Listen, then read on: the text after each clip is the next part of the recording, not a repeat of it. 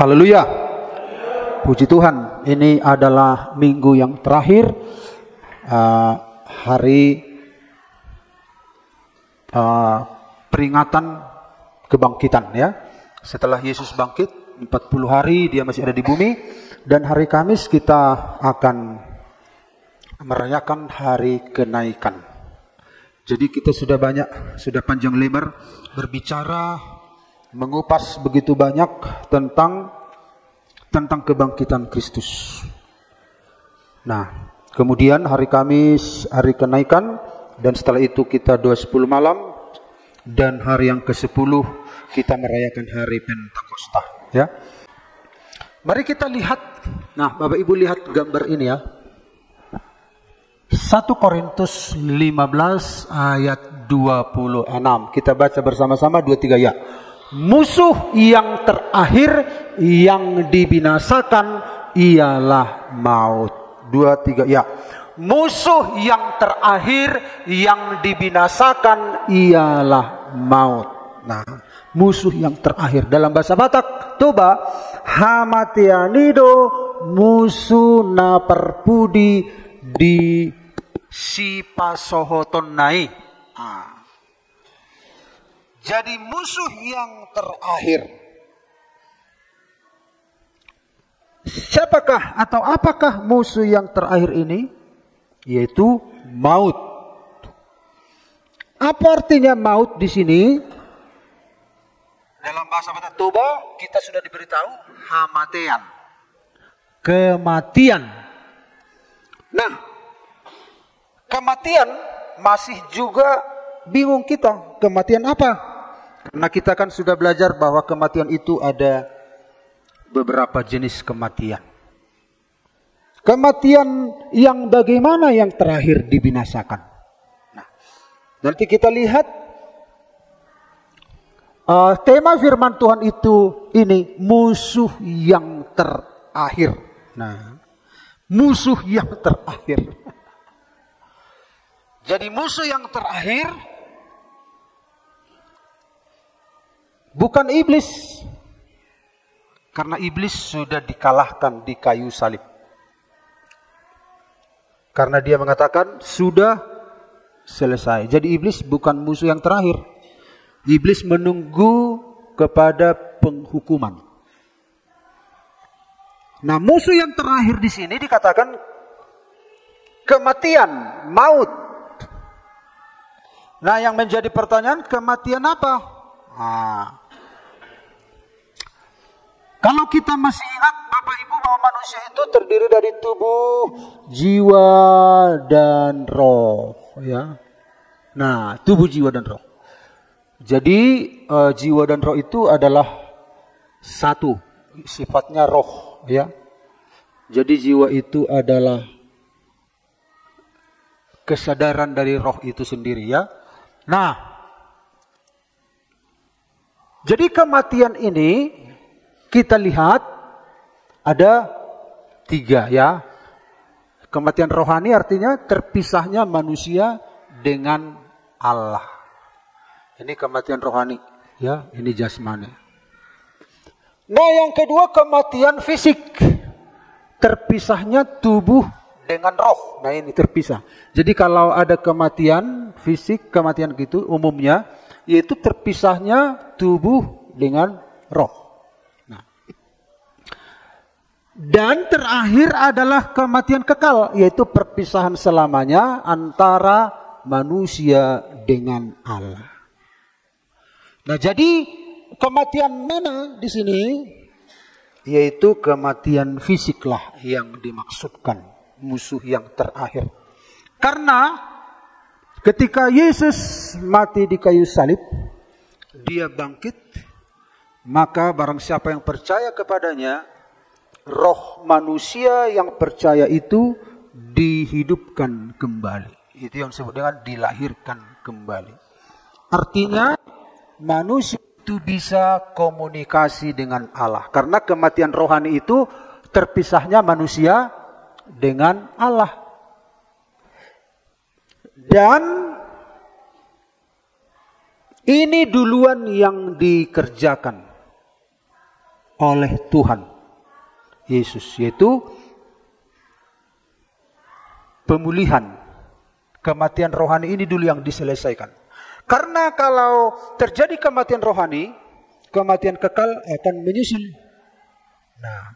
Nah, akibat kalau orang percaya pada Yesus, rohaninya itu dipulihkan, kembali berkomunikasi dengan Allah, maka kematian kekal ini akan dihindari. Namun kematian fisik ini belakangan, walaupun sudah dikalahkan musuh itu di kayu salib, bukti bahwa kematian fisik sudah dikalahkan, dia bangkit. Ya, dia bangkit. Tetapi belum sepenuhnya menjadi kenyataan dialami oleh orang percaya. Nah, tetap jadi yang kita sedang bahas di sini adalah kematian fisiklah musuh yang terakhir yang diurus oleh Tuhan, ya. Bukannya belum kalah, sudah kalah, tetapi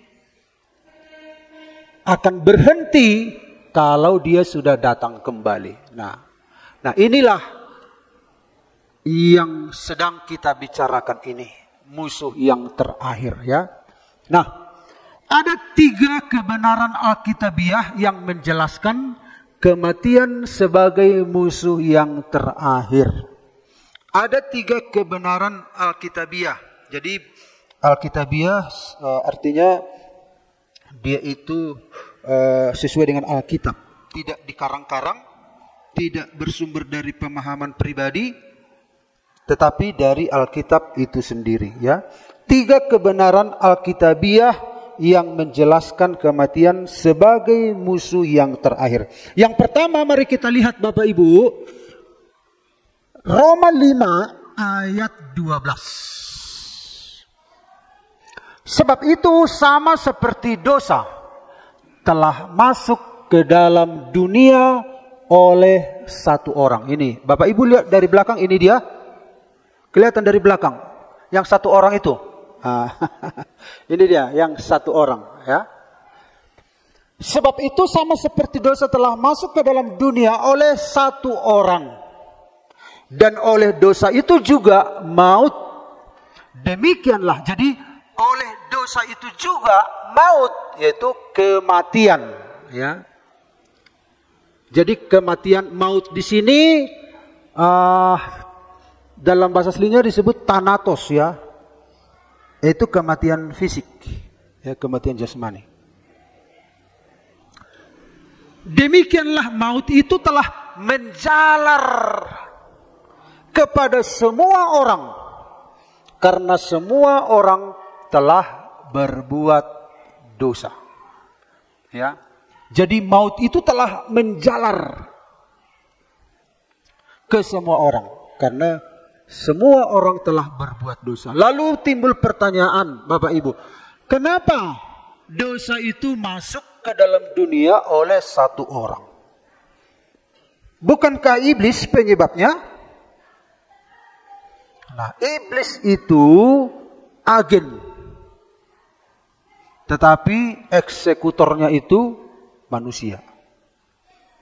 Jadi manusia itu berdosa, dia tidak boleh menyalahkan iblis. Karena manusia itu punya sebuah keputusan dalam dirinya. Kalau seorang berdosa, jangan bilang karena ini, karena ini, karena ini. Ketika Kain berdosa, Tuhan berkata, hati-hati kau Kain, dosa sudah mengintip. Nah, katanya, dosa sudah mengintip. Sekarang Kain ini sendiri yang mengambil keputusan. Dia mau mengeksekusi atau enggak? Karena setiap manusia itu punya kehendak, punya keputusan. Manusia mencoba menyalahkan orang lain ketika berdosa. Kenapa engkau berdosa? Ulo kido napao toto au. Siapa ya? Ya itu mewakili Adam lah itu. Pokoknya manusia. Pokoknya manusia ya menyalahkan. Ya. Ulo kido napa oto au. Nah ditanya si Adam, basa Allah kamu boru-boru ido. Jadi saling menyalahkan. Padahal dosa itu yang mengizinkan dia masuk adalah orang itu. Orang itu. Jadi kita nanti akan berhadapan dengan Tuhan. Gak boleh kita menyalahkan siapapun. Tuhan akan menghukum iblis. Tapi Tuhan juga akan mengadili setiap orang. Ya. Sebab itu sama seperti dosa telah masuk ke dalam dunia oleh satu orang. Jadi masuknya dosa itu karena satu orang ini. Berarti Tuhan, saudara-saudara, ini di luar rencana Tuhan. Ini tidak ada dalam rencana Tuhan dosa ini. Enggak ada. Tuhan itu menciptakan semuanya baik. Dia ciptakan matahari, bulan dan bintang, maka Tuhan melihat baik. Tuhan menciptakan binatang-binatang sungguh amat baik. Semuanya baik, semuanya baik. Jadi saudara-saudara, ketika dosa masuk itu berarti bukan kontribusinya Tuhan. Ya. Ada orang bilang bahwa dosa itu berasal dari Tuhan katanya. Karena Tuhan yang menciptakan malaikat. Kalau Tuhan tidak menciptakan malaikat, malaikat itu kan gak berdosa katanya. Jadi mereka menyalahkan Tuhan semuanya, disalahkan Tuhan. Padahal semua ciptaan itu, makhluk itu diberikan kehendak, ya, keputusan, kehendak, pikiran, perasaan, kehendak. Untuk mengambil keputusan. Dia mau melakukan kehendak Allah atau melakukan kehendaknya sendiri. Jadi dosa itu masuk oleh satu orang. Sementara bumi itu diciptakan sempurna. Semua diciptakan sempurna. Jadi masuknya dosa itu oleh di luar Tuhan.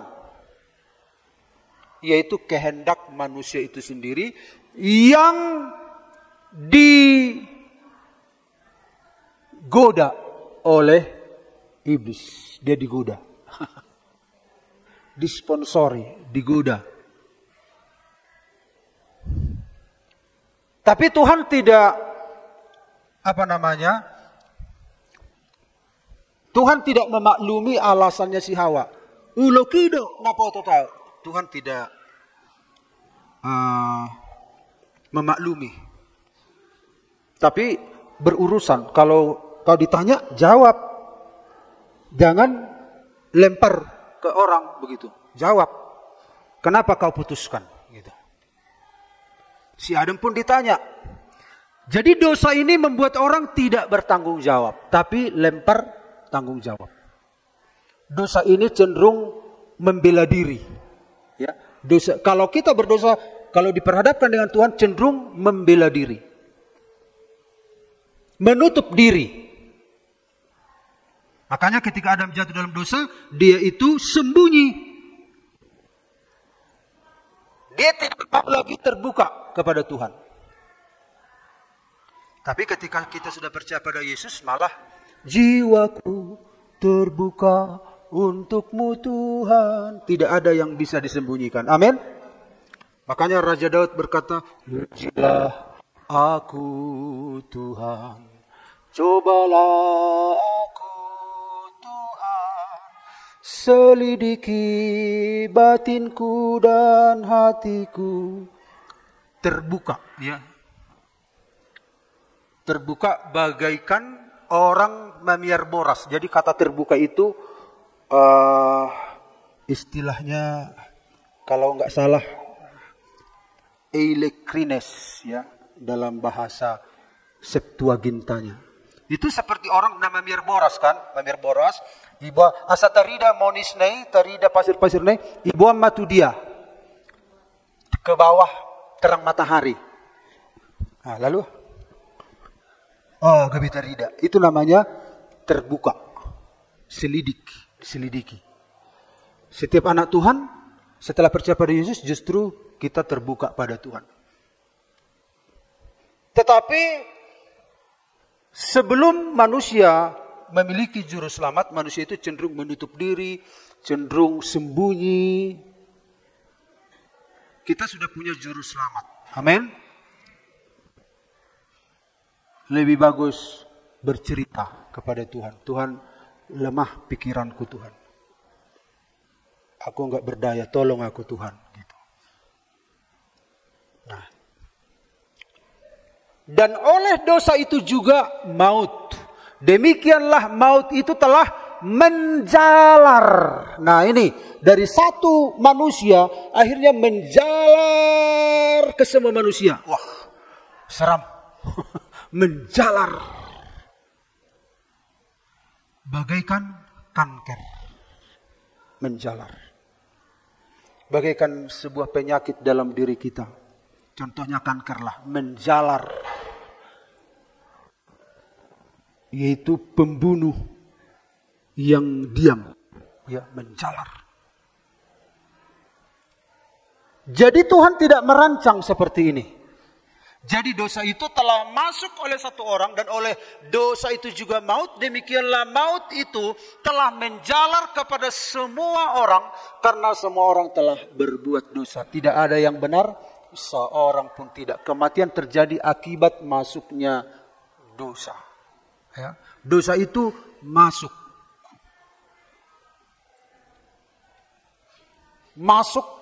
Mengganggu rencana Allah. Jadi Tuhan itu punya perencanaan yang bagus, yang rapi, tahu-tahu masuk.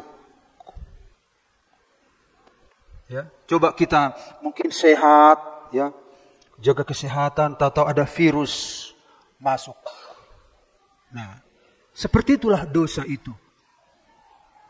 Masuk lewat seorang Adam, dia membuka pintu. Karena kita semua adalah keturunan Adam, akhirnya menjalar seperti penyakit kanker ke semua manusia. Nah, akibatnya terjadi kematian rohani, kematian jasmani, dan kematian kekal. Nah, kemudian yang berikut, ya, ini kebenaran yang pertama, kematian terjadi akibat masuknya dosa. Ya. Lalu yang kedua, dan sama seperti manusia ditetapkan untuk mati hanya satu kali saja dan sesudah itu dihakimi. Yang kedua, kebenaran yang kedua, kematian menyentuh seluruh manusia. Manusia telah ditetapkan untuk mati satu kali dan kalau sudah mati kan harusnya berhenti. Akibat dosa. Ternyata dihakimi. Wah, ternyata lebih parah. Kalau kita berdosa lalu mati, ya udahlah, matilah aku, itu resiko dosaku kok. Ternyata dihakimi. Jadi kita mati sekali. Ya. Lalu muncul pertanyaan. Benarkah manusia mati sekali? Bagaimana dengan si Lazarus yang dibangkitkan oleh Tuhan? Bagaimana dengan si pemuda Nain? Bagaimana dengan anak Yairus yang dibangkitkan Yesus? Nah, ini adalah tindakan Yesus menunjukkan tanda tentang siapa Yesus. Tetapi pada akhirnya kan orang-orang ini mati lagi. Orang-orang ini perkecualian. Tetapi secara umum manusia itu ditetapkan mati sekali. Nah, kalau manusia itu ditetapkan mati sekali, berarti kalau kita masih hidup harus melakukan apa? Harus melakukan apa? Nah, kemudian tidak ada yang kebal terhadap kematian, ya. Tidak ada yang kebal, baik itu rasul, baik itu nabi, penginjil, gembala, guru, baik itu orang kaya, orang miskin, orang cantik, orang kurang cantik, orang ganteng, tukang beca, pencuri, pembunuh, orang baik. Itu kematian tidak bisa dihindari. Pengkhotbah berkata, tidak ada seorang pun yang bisa menahan angin. Angin itu roh, ya, ruah. Lebih baguslah kita baca Bapak Ibu supaya tidak asal-asal, ya. Bapak Ibu bisa lihat di dalam Pengkhotbah yang sudah menemukan, silahkan. Tidak ada seorang pun yang bisa menahan angin.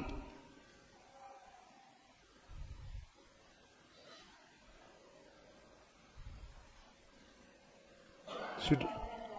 Ya, silahkan.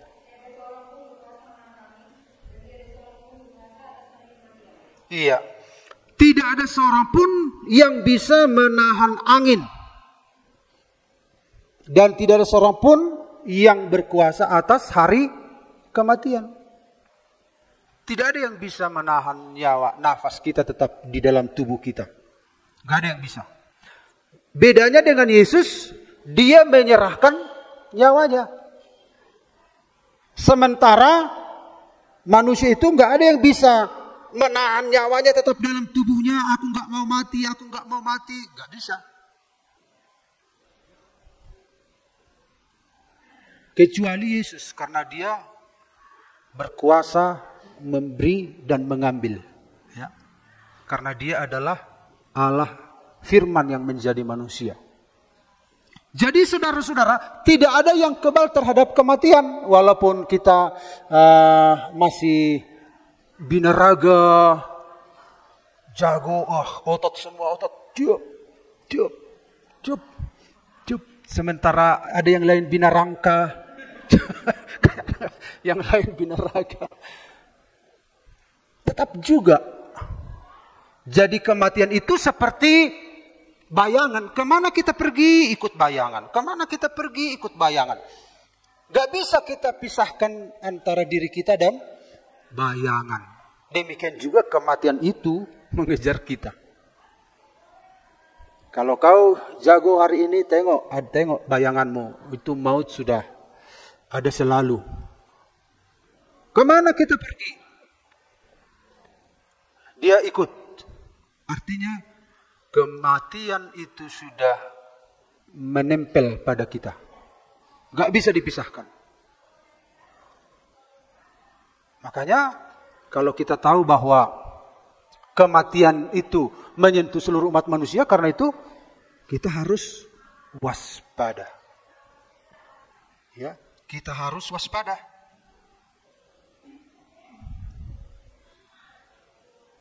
Kita harus bersiap. Kapan kita berhenti? Nah, kemudian orang percaya pun masih mengalami kematian fisik. Orang percaya mengalami kematian fisik. Tapi Rasul Paulus berkata, hidupku adalah Kristus, mati adalah keuntungan. Karena kita sudah menjadi Tuhan. Ya. Yang penting kita sudah dipulihkan dengan Allah. Kita sudah dilahirkan kembali. Kita sudah menjadi milik Allah. Kan kita sudah belajar beberapa hari yang lalu, secara posisi kita sudah dibenarkan, ya, oleh kebangkitan Kristus. Sekarang kita berprogres dalam pengudusan. Jadi pengudusan itu seumur hidup. Nah, sementara kita proses pengudusan, fisik kita ini akan merosot. Nah, apa namanya? Dagingi ikon malake katanya. Artinya dia akan membusuk kalau nanti dia sudah mati.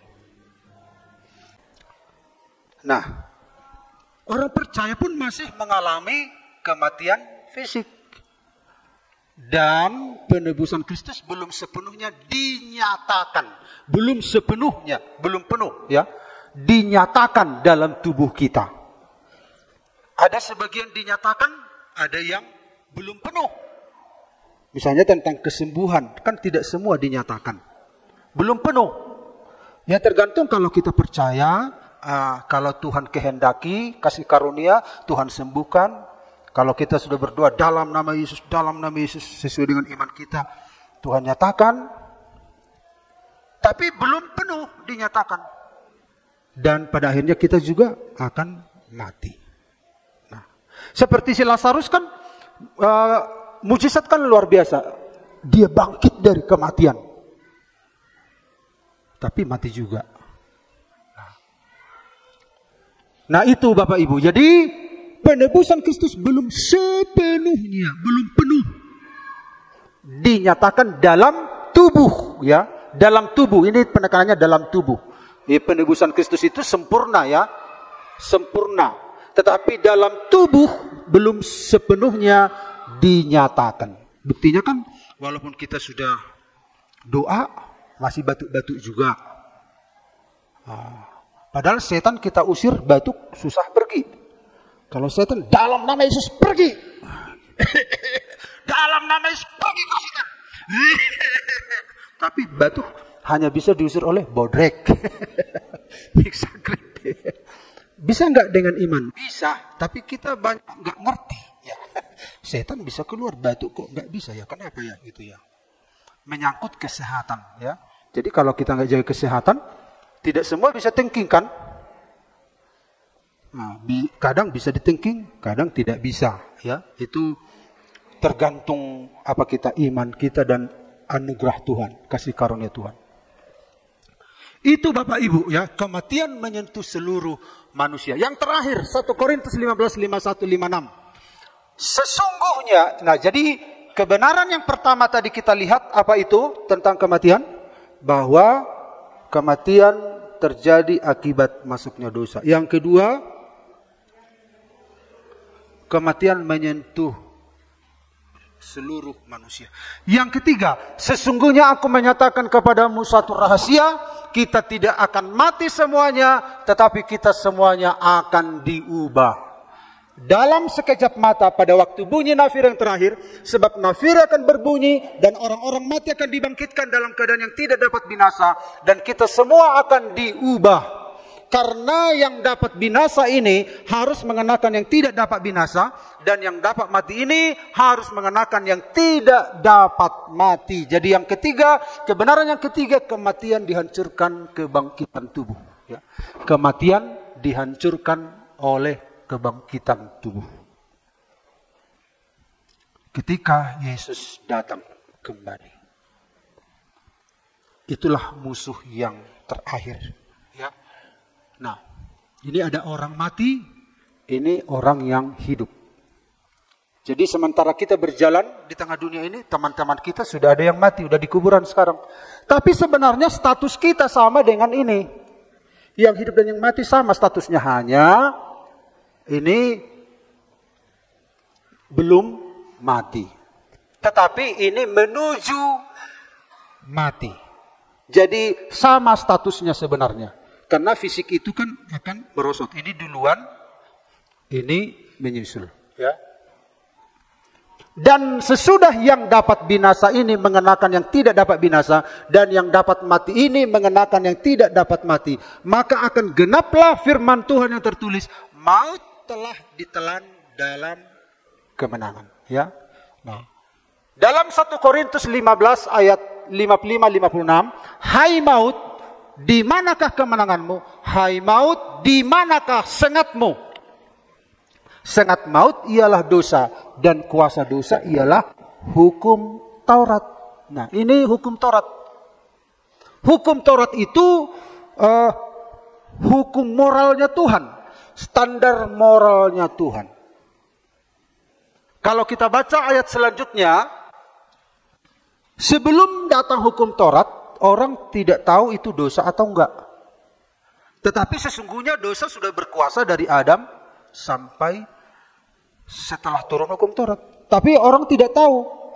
Nah, ketika datang hukum Taurat, baru orang tahu, oh dosa itu ya. Dosa itu ya. Oh dosa.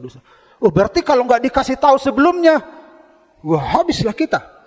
Nah, hukum Taurat itu memberitahu. Tetapi ketika diberitahu, bukannya saudara-saudara manusia mampu mengikuti pedoman itu, mengikuti petunjuk itu, malah dosa itu semakin menggeliat di dalam tubuh kita yang ada gen dosa ini. Tadi kan turun dari Adam. Jadi di satu sisi hukum Taurat itu kita syukuri ada standar moral, memberitahu bahwa kita sudah melanggar. Di sisi lain manusia itu tidak ada kemampuan untuk melakukan. Nah, ini.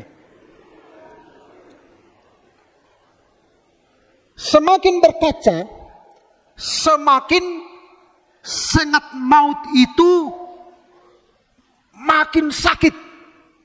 Kenapa? Kita sadar tidak ada kemampuan. Jadi standar itu justru menyakitkan kita. Semakin kita tahu, semakin sakit.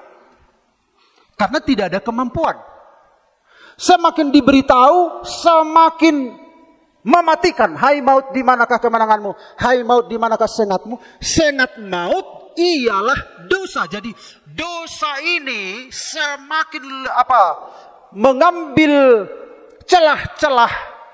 Berhubung kita nggak mampu, justru dosa ini semakin disuburkan. Dan kuasa dosa ialah hukum Taurat. Jadi sengat maut itu bagaikan kalajengking, Bapak Ibu ya, sengat ya. Kuasa dosa itu ini. Jadi sebenarnya ini kudus, tetapi justru bagi kita yang ada gen dosa ini, justru itu memberikan peluang bagi dosa yang menggerogoti kita. Karena dosa itu tahu kita tidak bakal mampu melakukan. Jadi dia memanfaatkan kelemahan kita. Akhirnya dia semakin subur. Sengatannya makin tajam untuk membunuh. Jadi firman Tuhan itu bisa menjadi kuasa untuk membinasakan. Kalau orang itu belum diselamatkan oleh Tuhan. Injil itu bisa menjadi mematikan, kata Rasul Paulus. Tetapi bisa menghidupkan. Nah, mematikan kalau apa? Kalau kita belum ditebus. Karena kita melihat tuntutan. Tapi kalau kita sudah ditebus oleh darah Yesus, justru inilah yang acuan hidup kita. Makanya saudara-saudara, kebenaran itu nanti akan menghukum orang-orang yang di luar Tuhan. Jadi sengat maut ialah dosa. Begitu menyakitkan akibat dosa itu. Sengat kematian itu adalah dosa. Ya. Dan kuasa dosa ialah hukum Taurat. Jadi sengat itu makin sakit ketika kita sadari ada standar Allah yang harus kita kejar. Tetapi ketika Yesus datang, ya, Yesuslah standar kita. Sekaligus dia menolong kita. Dia tinggal dalam hidup kita. Justru hukum-hukum Allah itu menjadi manis seperti madu. Ya. Ada yang menuntun kita. Makanya Roh Kudus itu nanti kalau ada 10 malam ketika Roh Kudus datang dalam hidup kita, tugasnya apa?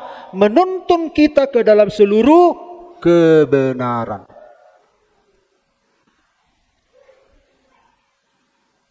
Nah, itu Bapak Ibu, kebenaran yang ketiga. Kematian dihancurkan oleh kebangkitan Kristus, ya.